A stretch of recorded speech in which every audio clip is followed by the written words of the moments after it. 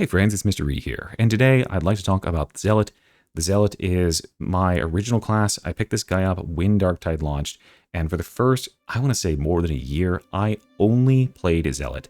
I think I had just started to sort of dabble in other classes around the time I started making my first content for the game, and that was because up until just prior to that point, Darktide did not have shared resources or anything. So if you are an OG Darktide player from back in the day, you remember that there was really like not a good incentive to play other characters because you would have to restart the entire grind. Not only did you have to get your levels back, but there weren't shared weapon progressions. There was no really weapon progression to speak of, and you would have to get all your resources back, etc., etc.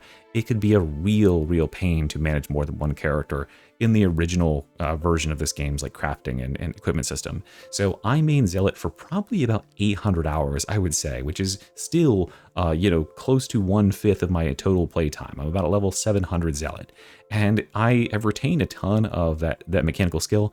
I love playing Zealot. I love how fast he is. I love how he feels like someone took Crisco and like greased up his knee pads. He is so slip slide, he's so evasive, and he can be so fast and get into places where really no other character like Bar Hive Scum can.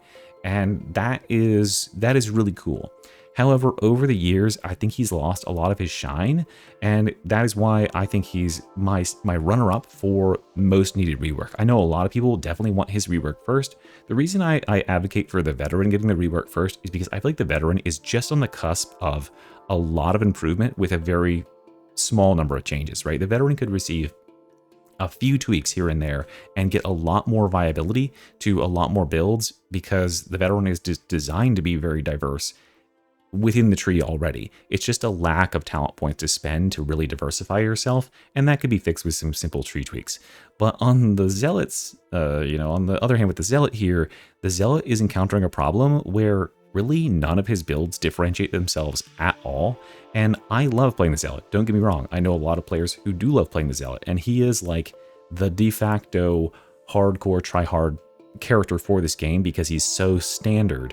Like, he's standard man hit enemy with sword dude, but that's not really what the Zealot was supposed to be, I don't think. And that's unfortunately the role that it has been sequestered into. You can either be man hit sword or dude with sword kind of guy, or you can be a chorus bot. That's really what we've got for the Zealot. And even though there are a few standout weapons that kind of give him a little bit of flavor, I feel like we're really lacking in that department as well, where this is a character who is supposed to have a certain class fantasy, and we are missing it by a long shot. We are ending up being the very basic feeling like starter melee character, rather than really having anything to hang our hat on as, oh, I am different than other classes, apart from like insta-killing bosses occasionally. So I want to dive into what I think the main issues are here.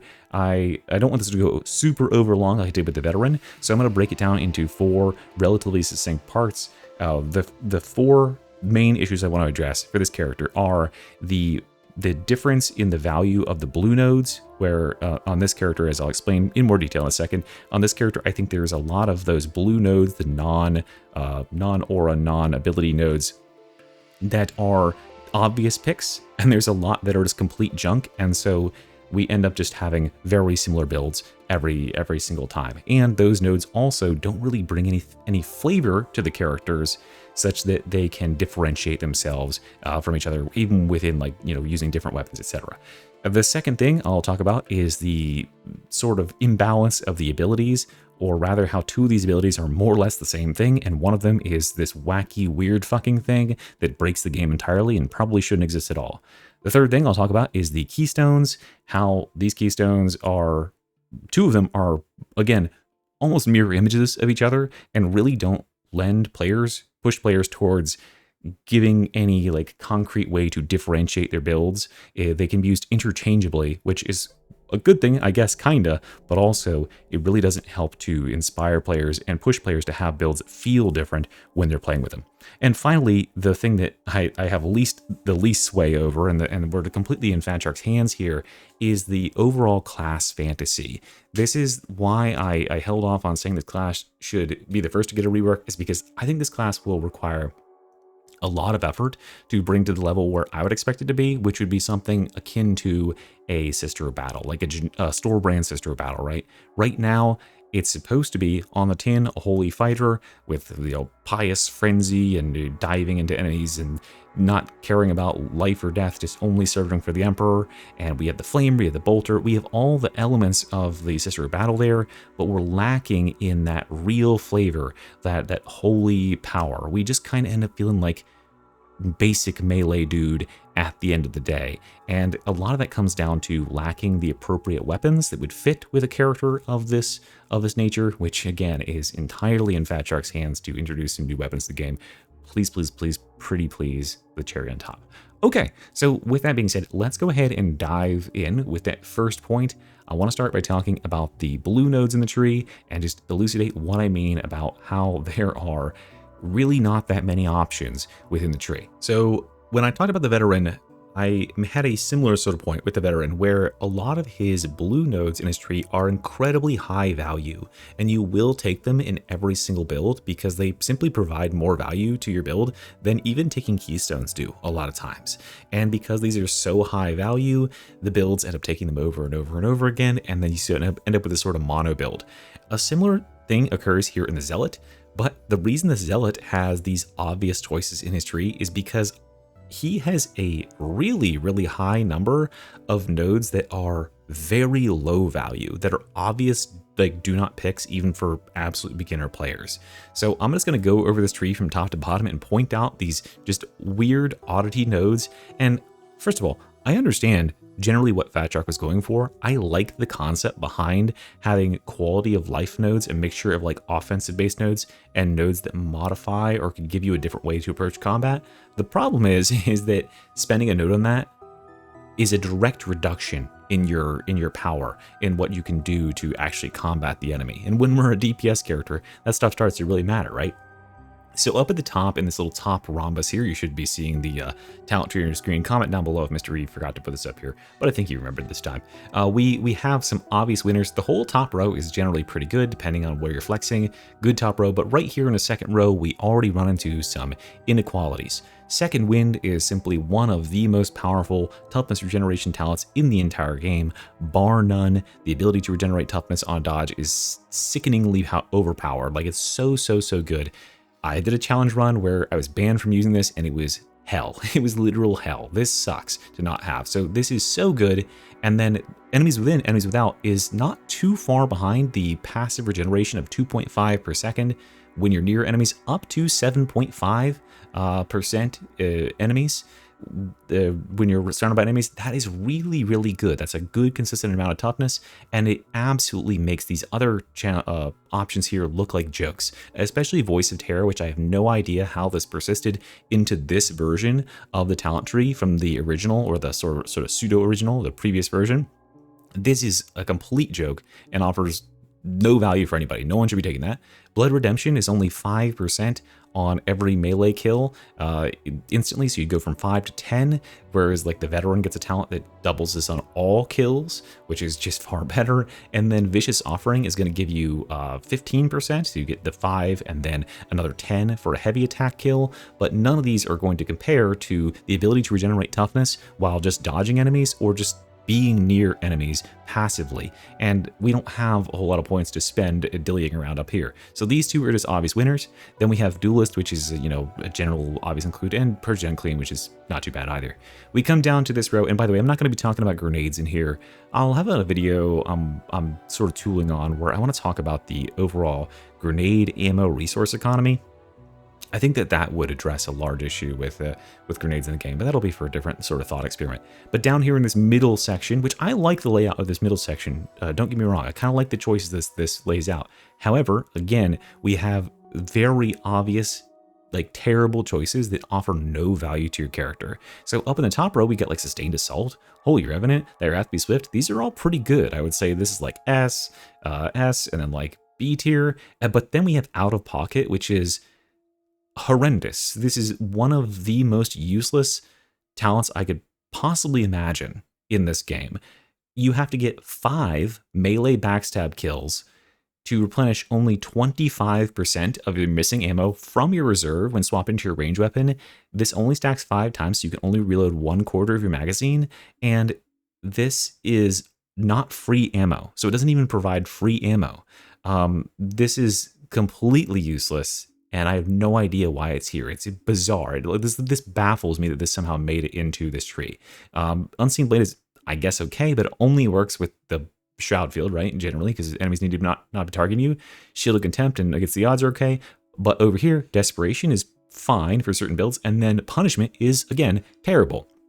A 48% impact strength buff that only occurs when we're hitting 2 enemies with multiple attacks back to back.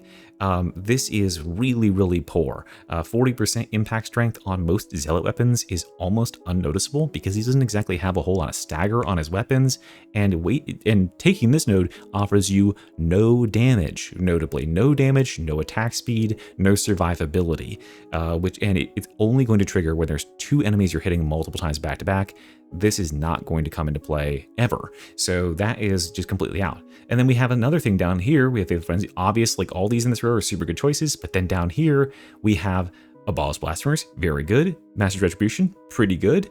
But then Grievous Wounds. 50% stagger on melee weak spot hits. The same thing going on with Punishment here. The Zealot is not a stagger-based character. If you took this and put this on Arbites or Ogren, they would have a field day with it because they have high stagger-based weapons that can really, really punish enemies and make them get laid out for a long time. The Zealot simply cannot do that. Most of his best top-tier weapons, the big damage dealers, they just do not have stagger values, and so this is going to be a wasted node. Then we also have Dance of Death, some spread and recoil reduction for only 3 seconds on successful dodge. For the Zealot who I suppose wants to pull out their bolter and have absolutely pinpoint precision for 3 whole seconds while they're mag dumping, it's just so odd. Like, people took this in the original tree when there was really no other options, but in this one, it's never ever going to be taken unless you're a troll build on Games Launcher with 300 upvotes. Then over here, we have the same thing going on. Impassable and Retaliatory Defense, 2 kind of interesting talents, but again, these talents would be so much better suited to the Ogren or to the Arbites, who are known for blocking and for having a lot of perfect block talents. The Zealot is not generally a blocking character. In fact, he is almost entirely designed around dodging things. You see dodge, right? These dodges, I think there's even one down here for dodge, right? Yeah, Inebriate's Pose. So all these are reliant on you blocking, or even getting your block broken. The Zealot doesn't have shield-based weapons or anything like that, so blocking is not exactly a common thing for him to be doing. And again, these are giving you no direct power, just a buff to the amount that you can block, which is a strange choice. Okay, continuing down, we have again another set of blue nodes down here, and we'll see a similar thing happen where we have obvious, very, very solid good nodes like Hubris, Riposte, Enduring Faith, Scourge, Blinded by Blood, and then we have some kind of middle tier ones like Bleed for the Emperor, Faith's Fortitude, and Restoring Faith, which work very well when you have a health build going on. We have Prime Target and I'll give Time to Kill a middle thing, but then you have obvious things that no one is going to take, like No Respite, 10% stamina on melee critical hit with 1 second cooldown. This is chunk. That's crazy. Unfaltering. This is another one of these classes that gets this talent wrong. The Skitarii finally got it right, making it so that when you have a talent like this, yes, you become uninterruptible during heavies, but also you get a heavy damage bonus to give characters something for taking this other than just a quality of life boost. I'm okay. I love these quality of life boosts. I love that notion. And I'll say that again, because we'll see that again over here. Another thing, 5 seconds of 10% melee attack speed for pushing. There are so many attack speed nodes in this tree already. We have the Fear of the Faithful. We have 10% here. We get more from both of these keystones. This is a drop in the bucket and only lasts for 5 seconds. Not good.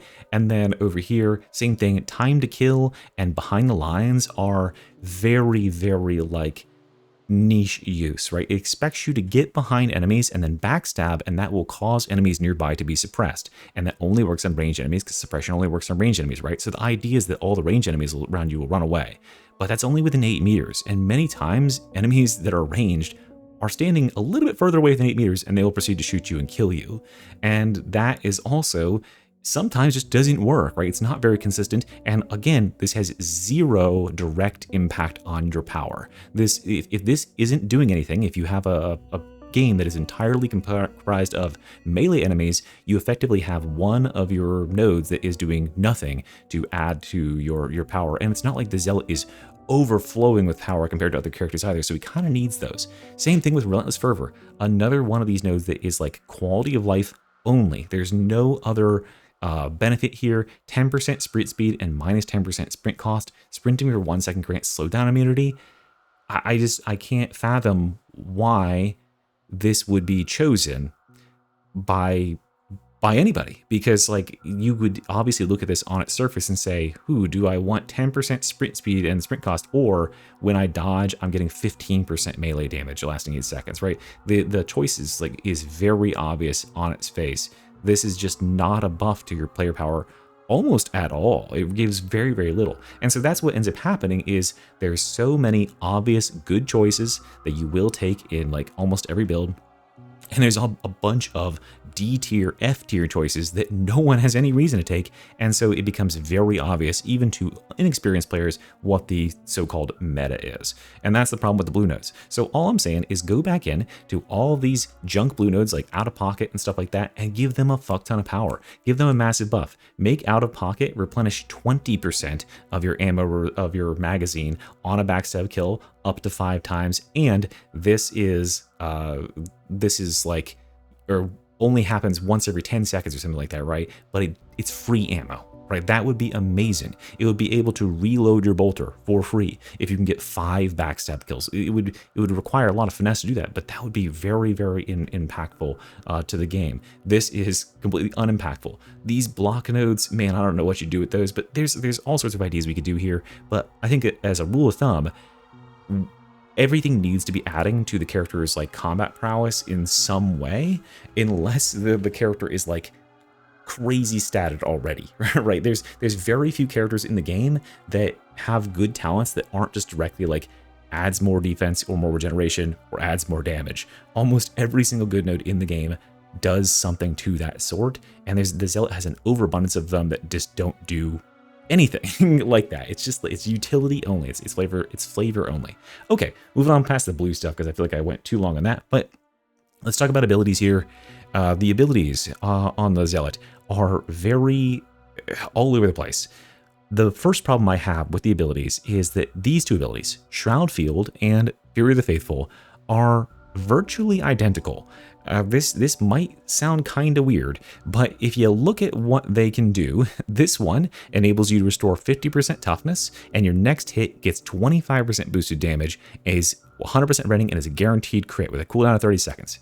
Shroud Field gives you a boost of movement speed instead of charging. Then your next attack is going to get a guaranteed crit with 100% melee rending, just like this one, but it also gets boosted finesse and backstab, and and you get stealth during the effect, right? So what is the effective difference between these two at a baseline? This one regenerates 50% toughness, but if you take this node right here, you regenerate 50% toughness, and you get toughness damage reduction when you exit it for 8 seconds. And you can get your cooldown back with this node, just like this one, you get the cooldown back from this node right here. And then this one enables you to just kind of do whatever the fuck you want for 5 seconds after you leave Shroud Field, and extends the Shroud Field duration. So when you're considering the option between the two of these, a lot of like hardcore players that just want to challenge themselves and don't want to cheese the game, they'll choose Fury of the Faithful, right? But a person who's like thinking with their real brain will look at these and say, how many more charges am I really getting as compared to Shroud Fields? It actually doesn't turn out to be all that many, because Shroud Field can get a pretty big reduction in its cooldown here, and it already only has a 30-second cooldown. And you can also start the cooldown while you're in the stealth. So we can chain stealths very quickly, and these stealths can do massive, massive amounts of damage, right? They can insta-kill bosses. They can do massive chunks to bosses and insta-kill crushers and all sorts of things like that. Plus, stealth is an insanely valuable utility that more or less makes it so you can clutch any situation. If you're in danger, just run away. If you need to go rescue an ally, just cloak and run over and grab them, right? Or you need to get a flank and blow up a boss, there you go, you got that too. Fury of the Faithful, I honor and respect you, Fury of the Faithful. 07, salute to Fury of the Faithful. You have been a good soldier in our time of need. You are a stalwart ally and a fundamental staple of the Zealot class, sir. However, this charge ability, this Fury of the Faithful, has been entirely outclassed in terms of like what it actually does and the game impact. Would you notice if the Zealot like didn't have the charge animation, right? If instead he just walked up to enemies, would you notice that a Zealot on your team has this ability?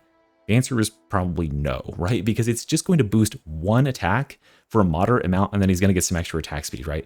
But when you have a charge Ogryn or a charge Arbides, or even a what I'd call a pseudo charge, the Cord Claw on the Skitarii, these abilities are noticeable because the character goes forward aggressively. They bowl over or knock down enemies, and they carve out an area.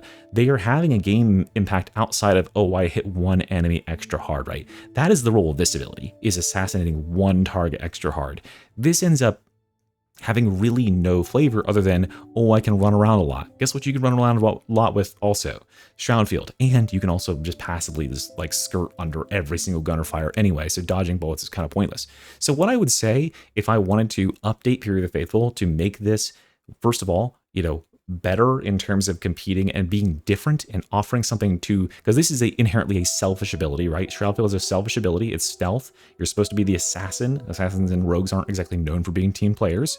You're going to blow up that target. You're a priority target eliminator.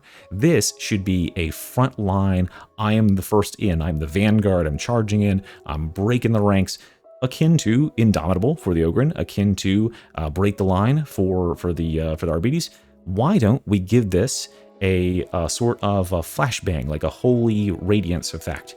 We could steal it from Cures of Spiritual Fortitude, right? Why not on impact with whatever targets you were charging to, every enemy, ranged enemy within, say, 8 meters or so, is then suppressed for the next blankety blank seconds, right? That way, this ability actually serves a purpose that the other ones don't. It serves a purpose that you can charge in and you can disable range attacks, because remember, this dodges all range attacks when you're charging in. If you lock onto a range enemy at range, you can hold it down and lock on, and then you can let it go and fly in, and then you dodge all attacks on the way, and then when you get there, boom, shuts down all gunners in the radius. It's time to go to town, cutting them up, and your team can advance. That would be incredible, that amount of utility for the Zealot. If this could also apply to captains and bosses like that, where you could shut them down and stop them from using their range attacks for X amount of time, it would make this class not get blown up by Reapers at point blank, who just decide, yeah, fuck you, I'm murdering you with a machine gun anyway. Something like that, just as simple as that, and giving it the holy flavor, right? Making it be a radiant burst of light, a la Chorus of Spiritual Fortitude, that would go a long way towards exploring that fantasy. And it would bring this into being more of a frontliner, team-based ability, as opposed to just being a worser clone of Shroudfield. Anyway, that's just an idea. Okay, going over to Chorus of Spiritual Fortitude here, this is my simultaneously favorite and least favorite ability in the entire game. It's my favorite because it makes games really fucking easy, right? If I just need to win a game, say hypothetically I just have way too much to drink on a stream and I just need to win some games, I can just go on Chorus and win the game just fine, because this is such an incredibly brain dead ability. It is brain dead in multiple senses, where it literally takes almost no game knowledge to use appropriately. It can, of course, be used like extra well by players who really know what they're doing, but even like the most newbiest of players just using this whenever they kind of feel like there's a lot of stuff going on, it's probably going to be damn effective, because it effectively just turns the entire game off for 8 full seconds. It resets your entire team's health, their toughness states to full, and gives them protection for 10 seconds. Also boosts their damage by 30. You should be taking this one, by the way. Never take this one. Always take this one.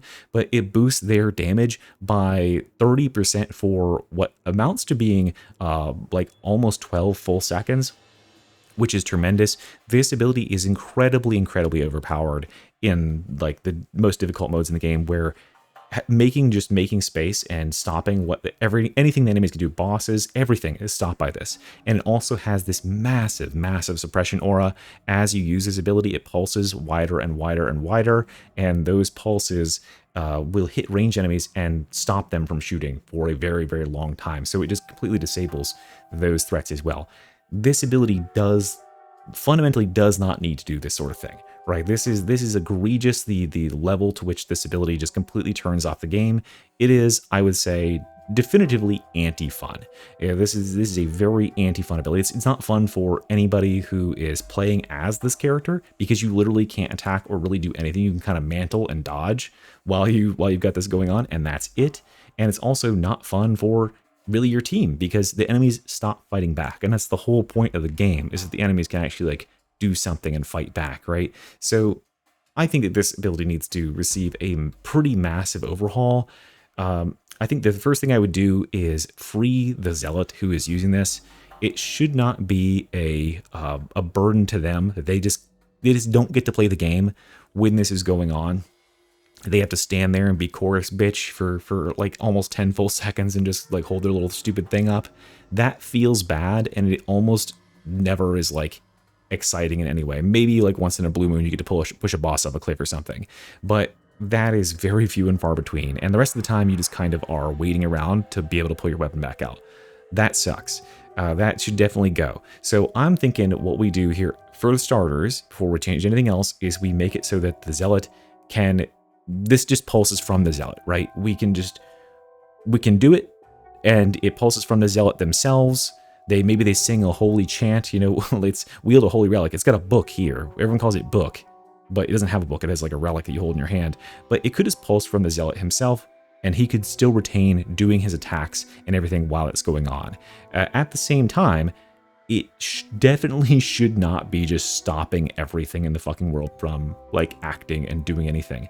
I'm perfectly fine. Like if all this did was very quickly replenish you and all of your allies' toughness, and also give you a buff while you're channeling it, that's really good, right? That would be a really good ability, and people would use that. The fact that it turns off the entire game at the same time is stupid and has no place in a game like Darktide. So if you just simply made it like, okay, we give ourselves a massive defensive buff, right? The whole team wades into battle, right? You got your melee front line who's going forward, and with them is the chorus Zealot. The Ogren is up front and he's taking bullets, while the chorus Zealot's right behind him and he's singing his holy hymns, and you know, the Ogren is able to sweat off all that damage because of the toughness boost that's going into his shields over and over again. But the enemies can still attack, right? They're actually be able to do something, because the really silly thing about this ability is because none of the enemies can actually do anything to you while it's going on.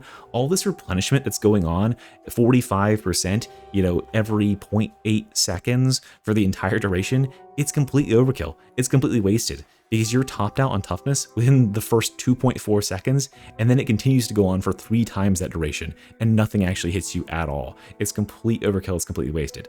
And so that's the first thing that should happen here, is get rid of that crowd control nonsense. That can go on to our lovely Fury of the Faithful over here if we want to do some sort of like AoE suppression sort of thing when we're charging in and breaking the ranks. Chorus can just be a buff and a defense buff and a damage buff if you wanted to do that. And what I also think should happen here is not only can you do this hands-free while you're fighting, it's like a toggle to activate and a toggle to deactivate. It should have a meter akin to, I guess now we can talk about, like, Skitarii has a meter like this. I was going to put it back to Vermintide 2 days, where like Barden had the crank on Outcast Engineer, but in this game, now we have Skitarii, who has advanced combat doctrines. When you activate this ability, it immediately has a percentage cost to your cooldown, a big chunk just for activating it at all. But then if you want to keep it active, it drains over time. And so what this ability will do is will continue to replenish a certain amount per time as long as you want to continue channeling it. It's going to drain your capacity, your holy capacity, all the way down to 0, at which time you'll be able to charge all the way back up. If, for instance, you just wanted to do one quick pulse, right, to get people topped off, like people who got shipped a little bit there and you want to make certain they're all topped off to go into the battle, just do a quick pulse. 25% of your cooldown, boom, there you go. You'll have the most of it back in a second. Or if you want to be a character who holds this for longer and continues to channel it fully, that's when these come in. After 5 pulses, if you want to use 75% of your charge in one go, meaning you have to start with at least 75% charge when you activate it, then you can, and then you'll get this 30% damage buff for 10 seconds, which would encourage you to activate it and hold it for longer. Or you could forego this and only use it in short bursts when needed to top your shields or someone else's shields. That choice would be yours, and you'd be free to act while it's going on. I think a change like that would be wonderful for this ability. And obviously, like, overall, that would like lower the Zealot's efficacy and like the reason they're brought into you know, Havoc 40 or whatever, because they can just turn the game off. But that shouldn't be the reason the Zealot gets brought in, right? There should be other reasons, and I'll leave that to Fat Shark or whoever to figure out what the Zealot can do that makes him a valuable bring for the team, if he can't just be stupid as core spot. Okay, Shroudfield, honestly, for what it's worth, by the way, I'm gonna leave Shroudfield right as it is. It's certainly stealth is stupid and kind of egregious sometimes, but honestly, there's a very small handful of players that are skilled enough to abuse this to any real extent. If they really wanted to, if they wanted to make stealth a more interactive and interesting sort of thing in the game, they could do what Warframe did, where enemies detect your last known location every 2 seconds, so that enemies will actually continue to try and swing where you were. That way they're not just standing around stupefied, or they immediately hit that 180 and hit the bricks to try to find your allies as soon as you activate stealth, because that feels super jank. Anyway, going down here, so we are past abilities. I've talked about the talents. I've talked about the abilities. Let's talk about the keystones. You're going to find a pretty similar thing that I've said before about keystones in this class. Blazing Piety. No notes. I think that the Blazing Piety and this node, this tree over here, minus no respite, is probably pretty good. It's actually very good. It's all about crits, baby. Like, crits are cool. If you got a crit-based weapon, this is a good place to be. Even if you don't, it's a pretty good place to be, right? However, these other two over here are virtually like, this is like whole milk, and this is like 2% or like skim milk, right? This one is big boy. I'm wearing my big boy pants. I want to have low health values and do a bunch of extra melee damage, get a bunch of extra attack speed, get a bunch of toughness replenishment, toughness damage reduction. What does this one offer? Damage and attack speed, right? And then we also have toughness replenishment during its duration, right? It's almost identical in terms of what it actually provides. It's just like a smaller amount, and you don't have to be missing health to do it.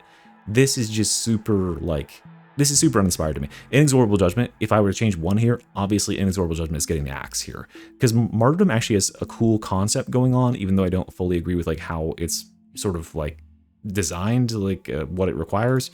But Inexorable Judgment is, to me, like a complete filler, where it's very much like the Rampage Keystone on Hivescum, where it's like, we can't think of anything else. What should the Keystone do? I don't know. Just they kill enemies for a little bit, and then they get 25% strength and 10% attack speed, and that's it. That's like the entire Keystone. That's pretty much what this is. It's just like kind of a flat medium buff. It's a good buff, like, don't get me wrong, but like, can we not like have anything interesting going on with this at all? There should be something that's going on with this that's like kind of like, I don't know, it can inspire you to some sort of build. What I've been saying for the longest time for this Keystone down here is that the Zealot would be absolutely peak. One of the biggest things they could do for the Zealot is to enable him to play like the Grail Knight did in Vermintide 2. And if you're unfamiliar, the Grail Knight forgoes a range weapon in favor of being able to equip 2 different melee weapons. If this Keystone enabled you to get defensive buffs, say it gave you like ranged damage reduction or something like that, just as a passive, and then you also get the ability to hold 2 different weapons, 2 different melee weapons in your primary and secondary slot instead of a melee and a range, and the extra nodes would be something like, okay, effectively swapping back and forth between the 2 of them will build up damage on the inverse when you swap, or maybe one is like staying on one weapon for a longer amount of time will like boost it for this. If you, so you're like mainly staying on one weapon and swapping away to your other one is a disability. So you can like one weapon the entire freaking game. You know, that sort of idea, and that's completely unpolished and unrefined as an idea. But I think that would be a massive, massive cool way to reinvigorate the Zealot and give him a lot of different potentiality, is to let him be the character that has two melee weapons. Because the Zealot is so heavily melee focused already that honestly, most games, I genuinely don't even think about my range weapon, excepting when I'm like, oh, here's a good big ass horde I can blow up with the flamer, right? The range weapon almost never plays a factor, and especially if you have the blades of faith. And of course, like, yeah, that means that your character can't reach ranged enemies who are out of the map. But sucks to suck, right? You already can't reach that if you're using Flamer and not Blades of Faith, right? So you're relying on your team to do that. And the same thing occurred in Vermintide 2, where like specialist gunners and stuff like that, they would get outside the range, but they gave the Grail Knight extra defenses, and he was very strong, very, very strong as a melee combatant because he had that trade-off. He could not equip a ranged, and that meant that his melee needed to be pretty strong. So I think that would be an awesome idea for a third Keystone down here, and would really free up, like, man, think about the build potentialities there, where you need to be building for both of your weapons to be excelling, you know, not just one, and what that could mean for the different possibilities for combos. Like a knife and a thunderhammer, crazy stuff we could do. Anyway, so that's our Keystones, and let's finally just kind of touch on weapons. Again, like I said before, this is not anything that, like, this is completely up to Fat Shark, right? Are they ever going to make any new weapons for the game? Time will tell. I'm really hoping. Fingers crossed, right? But the weapon selection on the Zealot feels very anemic.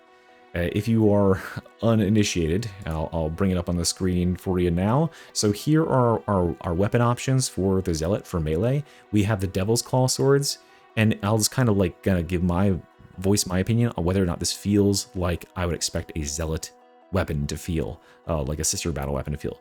The Devil's Claw sword does not feel like that, for the matter of fact. The Chain Axe kind of does.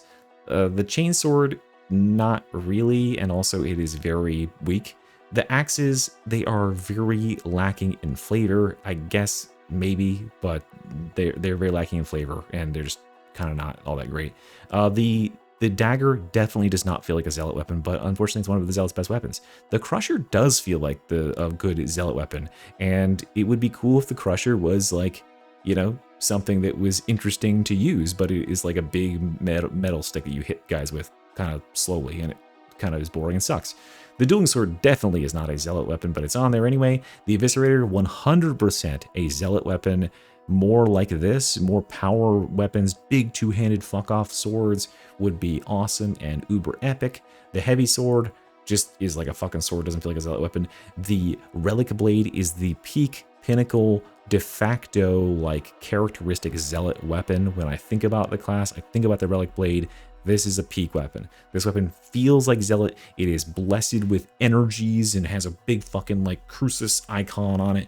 This thing is Zealot incarnate. More like that.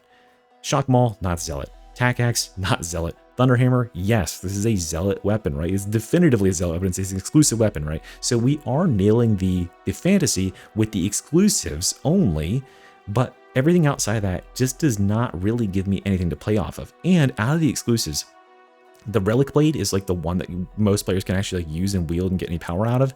The Crucis, as I understand, people tell me that the Crucis is pretty okay, but you have to have like such a crazy skill cap to compete with, you know, just playing Dueling Sword or whatever in order to make this thing work at all. And yeah, it's just like, I feel like this is a power weapon in the 40k universe. The fact that I can barely kill Poxwalkers with it is a damn shame when I'm like heavy attacking them in the head and they're like, owie, what was that? Like big inflatable pistol, like inflatable hammer.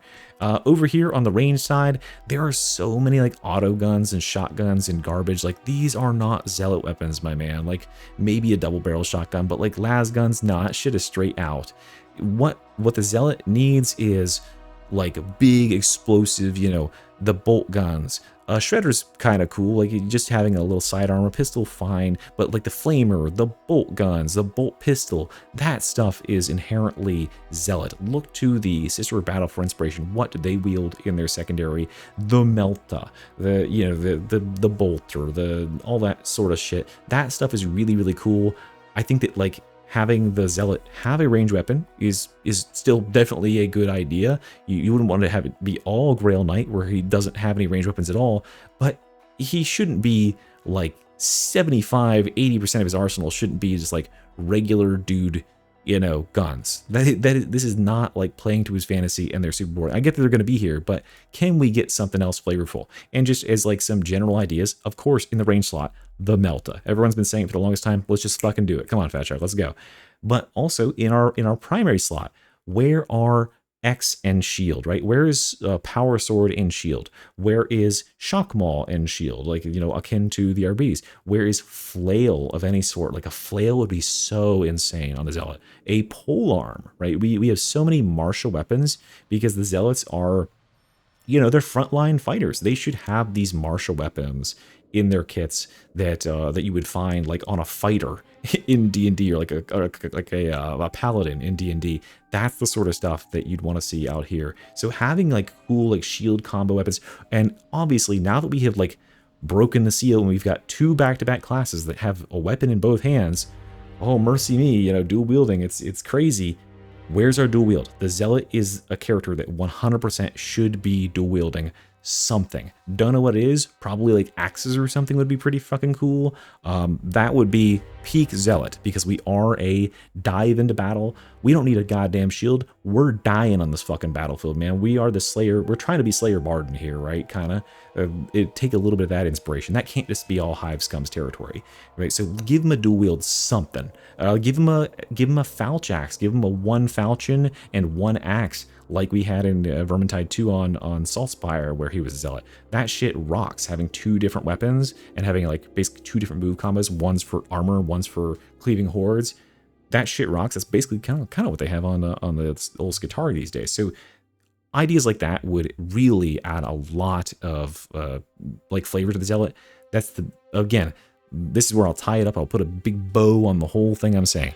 My number one issue with the Zealot is not that he's not like fun to play, it's just the fun gets very repetitive very fast. I feel like even when I work my absolute hardest to make a quote-unquote different build on this guy, it ends up feeling like I'm playing the same character within like 2 games. And no matter what weapon I equip on it, he ends up again effectively having the same core identity in terms of what he does with said weapon. There's no real differentiation. There's not like, oh, I could go for like a stagger ogre who's mainly focused around slamming enemies and knocking them to the ground, or I could go for one that has like a faster attacking who's going to stack bleeds, you know, or I could go for range. None of that. You're playing fast. You're attacking fast, you're hitting enemies with your weapon over and over, you're a basic ass melee dude, and we got to get away from that. We got to get more into the holy, furious, pious, zealous, that's where the name comes from, right? Sort of theme with this class, and really explore it for what it is. So there you go. That's all I really had to say today. I guess this wasn't that much shorter than the veteran one, but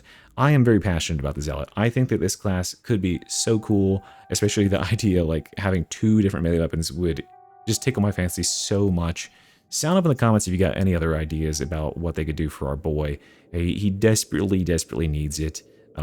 Probably the next class I want to talk about for this sort of thing would be Psyker.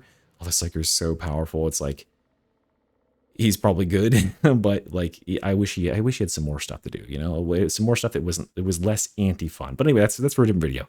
Thanks for watching. I'll see you next time, everybody. Mr. Yeti here. Bye-bye.